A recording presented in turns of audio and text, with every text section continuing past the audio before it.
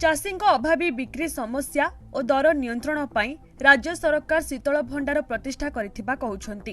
हेले सरकार शीतल भंडार पाई केते पारंगम ताहा देखिबाकू मिलिछि केन्दुझर एक आदिवासी अधिष्ठित बांसपाल ब्लॉक रे।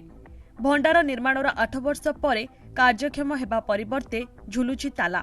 फलरे शीतल भंडार भांगिरुजी जीवा सह विद्युत ट्रांसफॉर्मर चोरी होइतिबार अभियोग होइछि। कोर्सर किछि नाही ना खाली चाबी पड़ी चाबी पड़े कौन की खाइलानी आमर ये कोल्ड स्टोर आमर फाड़ अंचल कोल्ड स्टोर आम रायगुड़ा गोटे कमगा गोटे कमगार तार उइक होगलानी ये तार उइक होगला अहरा चाष करती रायगुड़ा चाष करती दूधपसी चाष करती कुमुड़ी चाष करती ये कोल्ड स्टोर ना जो चाष कर सस्ता सुंदर बिकी दिखाते ये 7-8 वर्ष होगलानी किसी परिवा फरवा किसी रोनी तो किए से चाषी लोक रखा कथा आ बिलाती बैगण मानने टोरिकी सेलवा कथा जगह रखा कहीं ना तो पड़ी पुड़ा कर बुड़ फुड़ लाइन दिखाई बुड़ फुड़ चोरा चोरी कर नहीं गले। 2013-14 आर्थिक वर्ष रे आदिवासी ग्राम्य उन्नयन विभाग पक्षरु ब्लॉक रे 6टी शीतल भंडार निर्माण करा जायथिला।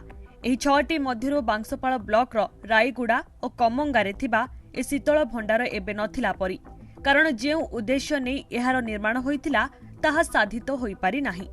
आवश्यक रक्षणाबेक्षणर अभाव सांगकु जगुआळीଙ୍କୁ दरमान मिलुनाही। फलरे यह कोनोसी कामरे आसु नथिबारु चाषीଙ୍କ मध्यरे दिनकु दिन असंतोष वृद्धि पाउछि।